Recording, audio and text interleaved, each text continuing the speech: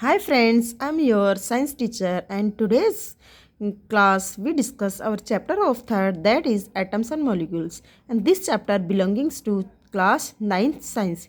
So start our chapter atoms and molecules, and today's class we discuss about this chapter and line to line we also describe in Hindi. So start. Ancient India and Greek philosopher have always wondered about the unknown and unseen form of matter. जो पुराना ज़माना था हमारा, means हमारे पुराने ज़माने में India जो थी और या इंडिया के जो साइंटिस्ट थे, फिलोसोफर थे, ग्रीक फिलोसोफर थे, वो हमेशा इस बात से वंडर करते थे, मीन्स आश्चर्य होता था कि भाई ये मैटर की ऐसी कौन सी अवस्था है, ऐसा कौन सा मैटर है, फॉर्म ऑफ मैटर क्या है जो क्या होती है, अनसीन होती है, वो यानी अननोन है, अनजान है, अनदेखी हुई है। तो ये मैटर की ये कौन सी अवस्था है। The idea of divisibility of matter was considered long back in India. और ये जो आइडिया है, यानी कि आज हम जो मैटर देखते हैं इसकी जो डिविजिबिलिटी मीन्स इसका जो विभाजन है, उसको डिवाइड किया गया है, ये वाला जो आइडिया है ये था हमारे इंडिया में काफ़ी समय पुराना, लगभग अराउंड 500 BC, यानी कितना, लगभग 500 BC पुराने ये आइडिया। यानी कि जो आज हम मैटर देखते हैं इसके बारे में कब सोचा गया था, 500 BC अराउंड, यानी ये जो टाइम था इस टाइम ड्यूरेशन में इसको सोचा गया था, इसके बारे में पता लगाया था। An Indian philosopher, Maharishi Kanad, postulated that if we go on dividing matter, we shall get smaller and smaller particles. Ultimately, a stage will come when we shall come across the smallest particles beyond which further division will not be possible. और जो हमारे महर्षि कणाद थे, जो क्या थे, philosopher थे। Philosopher basically Hindi में कहा जाता है इसको दार्शनिक, जिनको अलग अलग सब्जेक्ट के बारे में क्या होता है, नॉलेज होता है, वो काफ़ी डिटेल में उनको नॉलेज होता है इन चीज़ों का। तो उन्होंने परिभाषित किया था, उन्होंने बताया था कि भाई मैटर जो होता है वो एक ऐसी अवस्था होती है जहाँ आप क्या करते हो, उसको आप डिवाइड नहीं कर सकते। यानी कि आप अगर किसी भी मैटर को या किसी भी पदार्थ को अगर डिवाइड करते जाओगे तो एक स्टेज आपके पास ऐसी आएगी जब आप उस मैटर को डिवाइड नहीं कर पाओगे, यानी डिवाइड करना पॉसिबल नहीं होता है। ही नेम्ड दिस पार्टिकल्स परमाणु, और उन्होंने इस जो पार्टिकल था, कौन सा पार्टिकल बच्चों, जिसको डिवाइड करना पॉसिबल नहीं था, उसको उन्होंने नाम दिया परमाणु का। आई थिंक आपको समझ में आ रहा होगा। Another Indian philosopher Pakudha Katyayana elaborated this, sorry देखो ये अपना वर्ड है पुक्कुडू कात्यामा, इसको आप ये भी बोल सकते हो पुक्कुडू कानेमा Katyayana. Elaborated this doctrine and said these particles elaborated this doctrine and said that these particles normally exist in a combined form which gives us a various forms of matter। और जो पुक्कुडू कात्यामा थे उन्होंने क्या कहा था, उन्होंने बताया था कि ये जो पार्टिकल्स होते हैं ना, जिनको आपने क्या नाम दिया था, परमाणु, ये क्या करते हैं, नॉर्मली एग्जिस्ट नहीं करते। यानी कि आज जो हम देख रहे हैं परमाणु, ये पहले इनका मानना था कि ये नॉर्मली यानी खुद में अकेले में एग्जिस्ट नहीं कर सकते, यानी कि फ्रीडमली ये इनको अपने आप का एग्जिस्ट नहीं कर सकते, जैसे अपन एग्जिस्ट करते हैं वैसे वो एग्जिस्ट नहीं कर सकते। तो उन्होंने क्या कहा, उन्होंने कहा कि ये मैटर के साथ में फॉर्म होके, यानी कि ये खूब सारे मिल जाते हैं जी, जो परमाणु है ये सारे आपस में मिलके क्या बना लेते हैं, मैटर बना लेते हैं। Around the same era ancient Greek philosopher Demostratus and Leucippus suggested that if we go on dividing a matter, a stage will come when particles often cannot be dividing further। और उसी time पे, यानी जब ये हमारे परमाणु के बारे में बताया था पकड़ू कात्यामा ने, उसी दौरान एक एंशियंट ग्रीक फिलोसोफर थे डेमोसाइट्रस एंड लूसिपियस, उन्होंने भी बताया था कि भाई अगर हम किसी भी मैटर को डिवाइड करते जाएंगे तो एक स्टेज ऐसी आएगी, यानी वो मैटर जो आप डिवाइड कर रहे हो एक स्टेज ऐसी आएगी जब आप उसको डिवाइड नहीं कर सकते। Democritus called this indivisible particles atoms. और आपके ये जो डेमोस्ट्रेटस साइंटिस्ट है, मीन्स ग्रीक फिलोसोफर, उन्होंने भी कहा था कि ये जो आपके पार्टिकल्स हैं, ये जो आपके पार्टिकल्स हैं जिनको आप डिवाइड नहीं कर सकते आगे, उनको नाम दिया था उन्होंने एटम्स, जिसका मीन क्या होता है, इनडिविजिबल, मीन्स जिसको आप और ज़्यादा डिवाइड नहीं कर सकते। All this was based on philosophical consideration and not much experimental work to validated this ideas could be done till the 18th century. और ये जो आइडिया दिए गए थे, मीन्स ये जो ग्रीक फिलोसोफर थे, हमारे इंडियन फिलोसोफर थे, इनके द्वारा ये जो मैटर का या एटम का या परमाणु बोल सकते हो आप, ये जो आइडिया दिया था बच्चों, ये उनके द्वारा एक्सपेरिमेंटल नहीं था, यानी कि उन्होंने जस्ट बताया था, इसके बारे में कोई एक्सपेरिमेंट करके नहीं बताया, तो इसको जो है इतना वैलिडेट नहीं माना गया। इनकी जो बात है ये फिलोसफी के तौर पे ले ली गई थी। लेकिन कब तक बच्चों? जब 18वीं सेंचुरी नहीं थी, यानी कि जब 18वीं सेंचुरी हुई उसी दौरान क्या हुआ, इस बारे में यानी कि एटम्स के बारे में काफ़ी सारे प्रैक्टिकल किए गए, काफ़ी सारे एक्सपेरिमेंटल वर्क किए, तो उन्होंने इस बात को प्रूफ हो गया कि हाँ एटम ऐसे ही होते हैं। By the end of the 18th century scientist recognise the difference between elements and compound and naturally become interested in finding out how and why element combine and what happens when they combine। और 18th century के and होते होते scientist ने ये पहचाना कि भाई ये जो एलिमेंट होते हैं या कंपाउंड होते हैं इनके बीच में क्या डिफरेंस होता है और ये नेचुरली एक दूसरे से कैसे होते हैं कंबाइंड, ये एक दूसरे से कंबाइंड कैसे होते हैं। यानी वो नेचुरली इस बारे में इंटरेस्टेड थे, वो जानना चाहते थे रियल में। साइंटिस्ट जो थे 18th सेंचुरी के एंड होते होते वो साइंटिस्ट रियल में जानना चाहते थे कि इनके जो एलिमेंट है या कंपाउंड आपस में जब कंबाइंड होते हैं तो क्या होता है, ये कब कंबाइंड होते हैं, यानी ऐसी कौन सी सिचुएशंस होती हैं, कौन सी परिस्थितियाँ होती हैं जिस दौरान क्या होते हैं एलिमेंट है आपके कंपाउंड बन जाते हैं या जो मैटर वो आपस में कंबाइंड होकर कंपाउंड बनाते हैं। Antoine L Lavoisier laid the foundation of chemical sciences by establishing 2 important laws of chemical combination. और उसी दौरान जो एंटोनी एल लवेजियर साइंटिस्ट थे उन्होंने एक शाखा फाउंडेशन रखा, यानी कि नींव रखी। लेट का मीन्स होता रखना, तो फाउंडेशन नींव रखी किसकी, केमिकल साइंसेज की, जिसमें क्या था उन्होंने 2 सबसे इम्पोर्टेंट जो रूल्स थे, यानी कि जो 2 नियम थे केमिकल कॉम्बिनेशन के, यानी कि कब जो होते हैं आपके एलिमेंट है कंबाइंड होते हैं, मैटर कंबाइंड होते हैं, इस दौरान इससे रिलेटेड क्या दिए थे, अपने 2 इंपॉर्टेंट लॉज उन्होंने दिए थे। बच्चों ये दोनों लॉ काफ़ी इंपॉर्टेंट है, ये आपको अच्छे से रिमेंबर रखने, मेमोराइज करना आपको अच्छे से। देखिए क्या थे वो फर्स्ट लॉ है law of chemical combination. First law क्या है इनका, केमिकल कॉम्बिनेशन का। देखो क्या होता है, the following 2 law of chemical combination were established after much experiments by Lavoisier and Joseph L Proust. और ये जो एक्सपेरिमेंट दिया गया था ये काफ़ी ज़्यादा एक्सपेरिमेंटल था, यानी एक्सपेरिमेंट्स करे गए थे किसके द्वारा, लवेजियर और जोसेफ एल प्राउस्ट के द्वारा। उसी के दौरान उन्होंने ये लॉ मिला था। देखो फर्स्ट है लॉ ऑफ कन्वर्जन ऑफ मास। जो सबसे पहला नियम था ये नियम था लॉ ऑफ कन्वर्जन ऑफ मास। यानी मास क्या होता है, मास को बेसिकली आप बोल सकते हो जो वजन होता है किसी भी मैटर का नॉर्मल लैंग्वेज में। अदरवाइज अपन इस चैप्टर में मास के बारे में ही पढ़ेंगे, लेकिन अगर आप जानना चाहो कि मास क्या होता है तो नॉर्मली किसी भी चीज़ का वजन होता है उसको आप मास बोल सकते हो। तो जो सबसे पहले है कि भाई लॉ ऑफ कन्वर्जन ऑफ मास, यानी कि मास जो होता है वो कब चेंज होता है, कब कन्वर्जन होता है, यानी चेंजेस कब होता है। तो देखो क्या है, is there a change in mass when a chemical reaction takes place. उन्होंने क्या कहा कि ये जो law of conversion of mass है इसके दौरान उन्होंने कहा कि क्या कोई केमिकल चेंज आता है जब कोई केमिकल रिएक्शन होती है, यानी उनके मास उनके वजन में कोई फ़र्क पड़ता है क्या, कोई 2 एलिमेंट अगर उन दोनों के बीच में कोई रिएक्शन हुई तो रिएक्शन के दौरान क्या उनमें कोई फ़र्क पड़ता है। तो देखो फर्स्ट क्या है, एक्टिविटी दी गई। इस एक्टिविटी को मैंने आपके जस्ट फॉर्मूले के साथ लिखा है ताकि आपको अच्छे से समझ में आ सके। देखो एक्टिविटी 3.1 क्या है, take one of the following set X and Y of chemicals. आपको 2 सेट लेने जिसमें के अंदर एक्स के अंदर आपको केमिकल के सेट लेने और वाई जो उसके अंदर भी लेने। जैसे कॉपर सल्फेट को बेसिकली आप फॉर्मूले में लिख सकते हो CuSO4। ये मैंने जानबूझ के लिखा बच्चों ताकि आपको अच्छे से मेमोराइज हो जाए। सामने इसके क्या है, सोडियम कार्बोनेट मीन्स Na2CO3। फिर है barium chloride BaCl2, sodium sulphate Na2SO4, lead nitrate PbNa3 okay.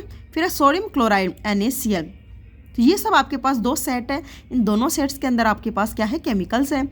इन दोनों को आप कंबाइंड करोगे तो क्या होगा, देखो आपका जो एक्स वाला सेट है और वाई वाला सेट है उसके अंदर आपको किस केमिकल को किस क्वांटिटी में लेना है वो आपको दिया गया है। देखो prepare separately A 5% solution of any one pair of substance listed under X and Y each in 10 ml in water।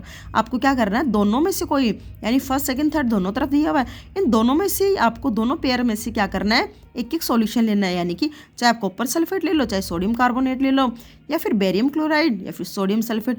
यानी कि ऐसे आप कोई भी जो एक पेयर लेना आपको, यानी दोनों का लेना है। एक सॉल्यूशन आपको एक्स का लेना है, एक सॉल्यूशन आपको लेना है वाई का। इन दोनों को कितना परसेंट लेना है, 5%। यानी 5% अगर कॉपर सल्फेट ले रहे हो तो 5% ही आपको सोडियम कार्बोनेट लेना है। इन दोनों को लिया आपने, फिर उनको क्या करना है, 10 ml वाटर के अंदर इसको डालना है। Take a little amount of solution of Y in a conical flask and some solution of X in a ignition tube. अब आपको क्या करना बच्चों, जो आपने 5% दोनों पेयर लिए थे, एक जो वाई वाला सॉल्यूशन है उसको तो आपको क्या करना है, एक कॉनिकल फ्लास्क में, ये जो आपको फ्लास्क दिख रहा है बच्चों यही क्या होता है, ये कॉनिकल फ्लास्क होता है। और दूसरा जो है एक्स वाला जो आपने लिया उसको लेना आप इग्निशन ट्यूब में। ये जो आपको छोटी सी ट्यूब दिख रही है बच्चों, इसी को कहा जाता है इग्निशन ट्यूब। बेसिकली इसको जो लैब होती है केमिस्ट्री लैब, उसमें क्या किया जाता है, इसके अंदर कोई सॉल्यूशन डाला जाता है और फिर इस कॉनिकल फ्लास्क में डाल देते हैं, क्योंकि ये फटने वाली होती है, इसको फोड़ा जाता है। क्यों? ताकि आपका जो मटेरियल है, कोई भी मटेरियल, कोई भी केमिकल है, वो इसके अंदर अच्छे से मिक्स हो जाए। अब देखो, hang the ignition tube in the flask carefully see that the solution do not get mixed, put A cork on the flask. आपको क्या करना है, ये जो आपकी फ्लास्क है इसके अंदर क्या लेना है, इसके अंदर ये जो आपको दिख रही है कि आपके वाई वाला सेट है, उसमें से कोई भी आपके पास क्या है, जैसे सोडियम कार्बोनेट लिया हुआ है, और आपकी जो इग्निशन ट्यूब है इसके अंदर आपने क्या लिया, इसके अंदर लिया आपने कॉपर सल्फेट। अब इसको क्या करना, कॉर्क से अच्छे से कवर कर देना है, ताकि कोई भी अगर रिएक्शन हो तो कोई भी गैस प्रोड्यूस हो, फॉर एग्जांपल कोई hydrogen gas, anything any else, कोई भी अगर प्रोडक्शन होता है तो वो क्या हो सके, वो बाहर ना जा सके, ताकि आप उसका मास जो है, अगर गैस बनती है तो गैस क्या होगी, बाहर निकल जाएगी, तो आई थिंक मास जो है उसमें फ़र्क पड़ेगा। इसलिए क्या करना है, उसको अच्छे से कॉर्क को कॉटन से अच्छे से रैप करना है, अच्छे से बंद करना है। फिर क्या करना है, देखो आगे देखते हैं अपन। अब क्या करना है, वेट द फ्लास्क विथ इस कॉन्टेंट्स केयरफुली। अब आपको इसको, यानी कि इसके अंदर आपने डाला है फ्लास्क में क्या है, इग्निशन ट्यूब। अब इस पूरा जो आपका फ्लास्क उसको अच्छे से आप मेजर करो, मेजर करने के बाद में आपको जो कंटेंट है उसको अच्छे से अपने को क्या करना है, रीड करना है, इसका मास कितना है। Now tilt and swirl the flask so that the solution X and Y get mix. अब क्या करना है, आपको जो फ्लास्क उसको अच्छे से हिलाना है, घुमाना है, मिक्स करना है, ताकि आपकी जो इग्निशन ट्यूब है वो टूट जाए, और टूटने के बाद में क्या हो, ये जो आपका मैटर है यानी एक्स और वाई दोनों आपस में मिक्स हो जाए। वे अगेन, अब वापस को मेजर करना कि कितना वजन आया है। What happens in the reaction flask. अब क्या रिएक्शन जो हुई है, मीन्स आपकी फ्लास्क में जो रिएक्शन हुई, कब, जब आपका एक्स वाला सॉल्यूशन वाई वाले सॉल्यूशन में मिक्स हो गया, यानी कि रिएक्शन जब हुई है तो क्या हुआ है, कौन सी रिएक्शन हुई है। Do you think that a chemical reaction has taken place. क्या आपको लगता है कि कोई केमिकल रिएक्शन होगी, या ज़रूर हुई होगी, क्योंकि अगर आप कोई भी दो केमिकल्स को आपस में मिक्स करते हो तो कोई ना कोई रिएक्शन तो होती है, तो यहाँ भी रिएक्शन हुई है। Why should we put a cork on the mouth of the flask. हमने जो आपकी फ्लास्क उसके ऊपर कॉर्क क्यों रखी है, वो जैसा मैंने आपको बताया, ये हमने इसलिए रखी है ताकि अगर कोई रिएक्शन हो तो वो गैस जब बनती है या फिर कोई भी आपकी रिएक्शन के दौरान रिएक्शन होते, रिएक्टेंट होते, वो बाहर न चले जाए। Does the mass of the flask and it's content change. क्या आपका जो फ्लास्क है उसका जो मास था, कब, जब आपने क्या किया था, वाई वाला मिक्स इसके अंदर डाला था, वाई वाला डाला था, वाई मीन्स सोडियम कार्बोनेट डाला, फिर आपने मिक्स किया था इसके अंदर एक्स वाला सेट। तो इन दोनों को जब आपने सेपरेटली मेजर किया था, फिर दोनों को मिक्स होने के बाद में मेजर किया, तो क्या इनके मास में यानी इनके वजन में कोई फ़र्क आया। देखो, law of conversion of mass state that the mass can neither be created nor destroyed in a chemical reaction. तो आपका जो ये law of conversion of mass है ये बताता है बच्चों, ये आप यहाँ से अंडरलाइन कर सकते हो, लॉ ऑफ कन्वर्जन से लेके रिएक्शन तक, क्योंकि आप नोट्स में इसको लिख सकते हो। एक्चुअल में यही तो क्या है, आपका नोट्स के लिए है, क्योंकि यही आपका नोट्स है। आपको क्या करना है, लाइन टू लाइन जैसा मैं एक्सप्लेन कर रही हूँ उसको अंडरस्टैंड करना है, और आफ्टर देन जी लाइनों को मैं क्या करवाती हूँ, अंडरलाइन, तो वो आपके नोट्स में आप राइट डाउन कर सकते हो। तो ये क्या बताता है, लॉ ऑफ कन्वर्जन ऑफ मास हमें बताता है कि मास जो होता है, वजन जो होता है, ना तो उसको आप क्रिएट कर सकते हो, नीदर भी क्रिएट मीन्स आप उसको पैदा नहीं कर सकते, बना नहीं सकते, नो डिस्ट्रॉयड, ना इसको आप तबाह कर सकते हो। कब, एक केमिकल रिएक्शन के दौरान। तो बच्चों ये तो क्या हो गया, ये आपका हो गया law first, that is chemical conversion of मास। अब नेक्स्ट लॉ है law of constant proportion. Proportion का मतलब होता है एक जो मात्रा होती है उसको प्रोपोर्शन आप बोल सकते हो, या मीन जो होता है प्रोपोर्शन का यही होता है।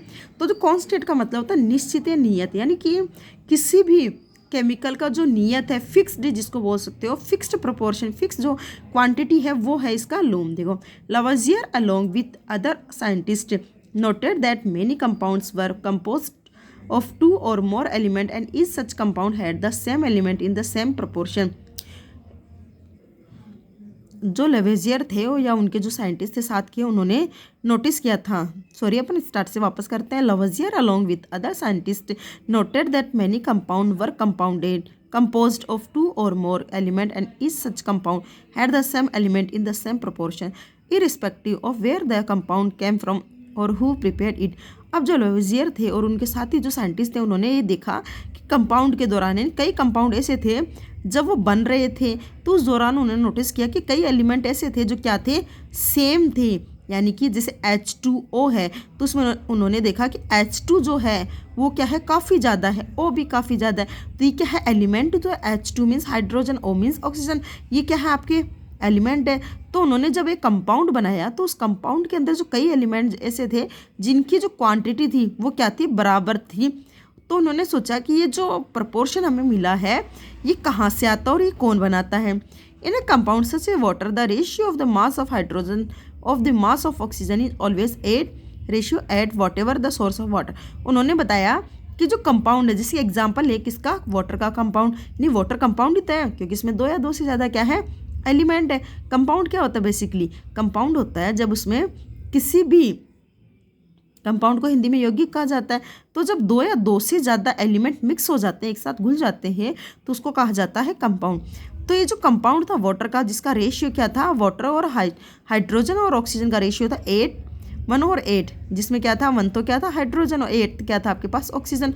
ये जो रेशियो है ये सेम रहता है चाहे सोर्स कोई सा भी हो, यानी कि चाहे पॉन्ड वाटर हो, चाहे ओशियन वाला हो, चाहे सी वाटर हो, यानी कि आपके जो घरों में पानी आता कोई सा भी पानी हो, पानी कोई सा भी होगा, उसका रेशियो क्या होगा 8 और 1:8 रेशियो, यानी हाइड्रोजन के एटम हमेशा ही 1 रहेंगे और ऑक्सीजन के कितने रहेंगे 8। दस if 9 gram of water is decompose 1 gram of hydrogen and 8 gram of oxygen are always obtain.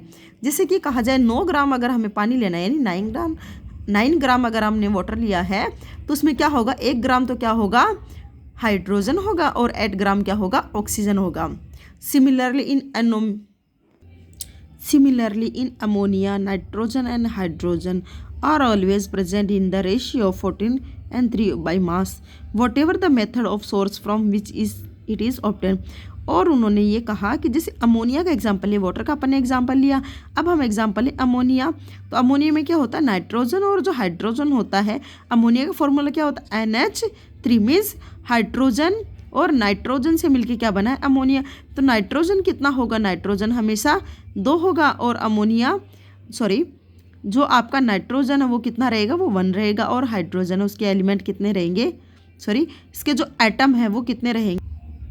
तो उसके जो अमोनिया और नाइट्रोजन है, मीन्स अमोनिया के अंदर क्या क्या होगा आपका, नाइट्रोजन और हाइड्रोजन। तो नाइट्रोजन की प्रेजेंस कितनी होगी 1 और हाइड्रोजन की 3। देखो इसमें जो रेशियो होगा यानी मास का जो रेशियो होगा उसमें नाइट्रोजन कितना होगा 14 और हाइड्रोजन कितना होगा 3। वॉट एवर द मेथड और the source of from which it is obtain, चाहे मेथड कोई सा भी हो, चाहे आपने अमोनिया कैसे भी लिया हो या किसी भी सोर्स से आपने अमोनिया लिया हो, तो जो नाइट्रोजन और हाइड्रोजन का रेशियो वो हमेशा इतना ही रहता है। This lead to the law of constant proportion which is known as the law of definite proportion. और यही जो लॉ था, यानी कि अभी जो हमने देखा कि ऑक्सीजन और वाटर में जो ऑक्सीजन और हाइड्रोजन का जो रेशियो था और अमोनिया में नाइट्रोजन और हाइड्रोजन का जो रेशियो था, इन्हीं के द्वारा उन्होंने क्या कहा था, उन्होंने डेफिनेट प्रोपोर्शन यानी कि एक नियत मात्रा बताई थी। This law was stated by Proust as in a chemical substance the element are always present in definite proportion by mass. और ये वाली जो लाइन है अपनी, in a chemical reaction substance the element are always present in the proportion by mass, ये जो है यानी कि कोई भी केमिकल सब्सटेंस है वो प्रेजेंट होगा या एलिमेंट होगा, वो किसी भी केमिकल सब्सटेंस के दौरान या किसी भी कंपाउंड के दौरान जब प्रेजेंट होगा तो उनकी क्या होगी, एक डेफिनेट प्रोपोर्शन होगी, यानी एक निश्चित मात्रा होगी, वो उसी के अंदर क्या होंगे, प्रेजेंट होंगे। ये क्या है, यह आपका law second, that is chemical proportion, law of chemical proportion, constant proportion. यानी किसी भी केमिकल रिएक्शन के दौरान या किसी भी कंपाउंड में आपका जो केमिकल है या आपके एलिमेंट है वो हमेशा क्या होगी, एक डेफिनेट प्रोपोर्शन होंगे, एक सही मात्रा में होंगे। यानी ये नहीं है कि कोई जो एलिमेंट है, जैसे वाटर है, इसका रेशियो कितना था 1 और 8 था, इसका मतलब ये नहीं है कि भी आप पॉन्ड वाटर लेते हो उसका 1 और 8 रेशियो है, अगर आपने ओशियन वाला वाटर लिया है तो उसका रेशियो 3 और 8 हो जाएगा, ऐसा कभी नहीं होता बच्चों। ये जो प्रोपोर्शन है वो हमेशा फिक्स्ड रहता है। The next problem faced by scientist was to give appropriate explanation of this laws.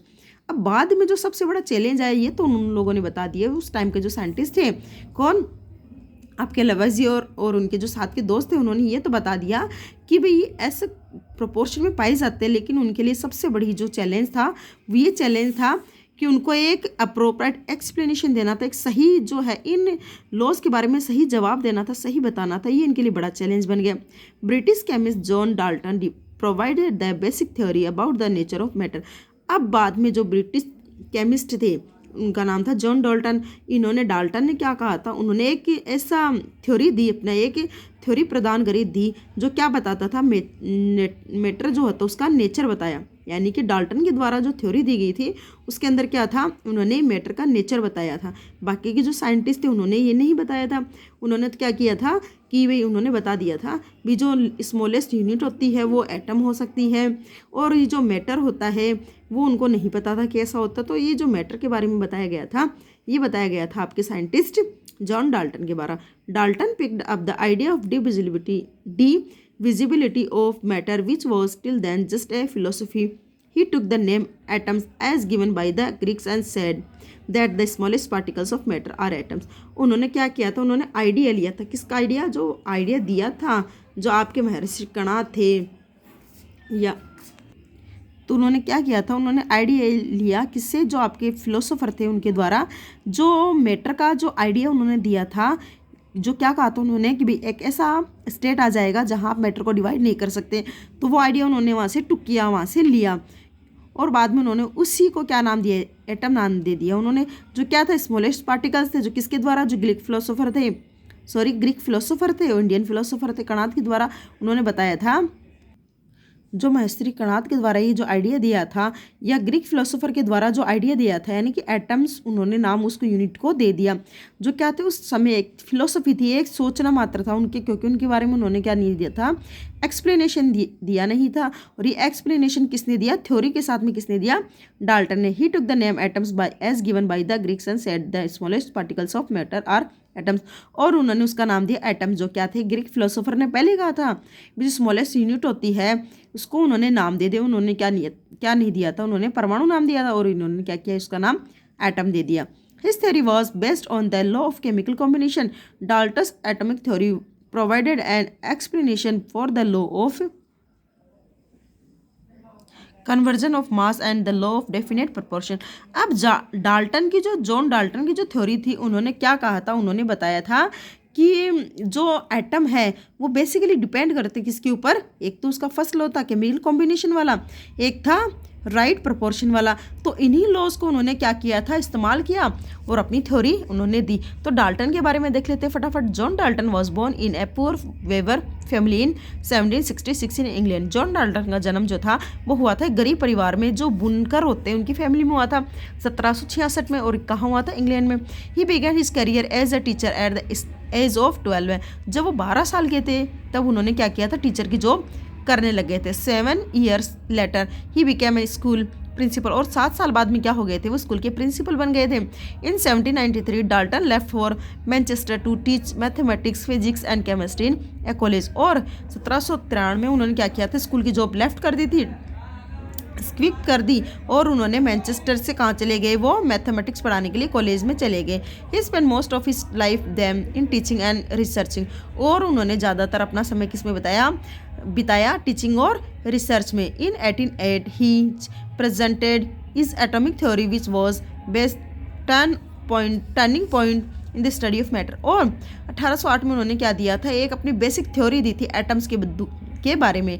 तो बाद में क्या थी, वो टर्निंग पॉइंट साबित हुई मैटर के बारे में। तो बच्चों यहाँ आज हम क्या करेंगे, अपनी इसी पार्ट को स्टॉप करते हैं। अगला जो पार्ट है मैं जो आपका चैनल है मेरा, उस पर आपको इसका नेक्स्ट पार्ट आपको मिल जाएगा। यहाँ हम क्या करते हैं, हमारी क्लास स्टॉप करते हैं, बाकी का हम नेक्स्ट पार्ट में देखते हैं। ये हमारा फर्स्ट पार्ट है। और मेरे चैनल को क्या कर सकते हो आप, अगर आपको वीडियो अच्छा लगता है तो आप लाइक कर सकते हो, एंड मेरे चैनल को सब्सक्राइब कीजिए ताकि आपको ज़्यादा से ज़्यादा मेरे वीडियोस आपको मिल सके। बेसिकली मैं आपको साइंस, इंग्लिश के और मैथ्स के सभी सब्जेक्टों के वीडियोस आपको प्रोवाइड करवा दूँगी। So till then take care, bye bye.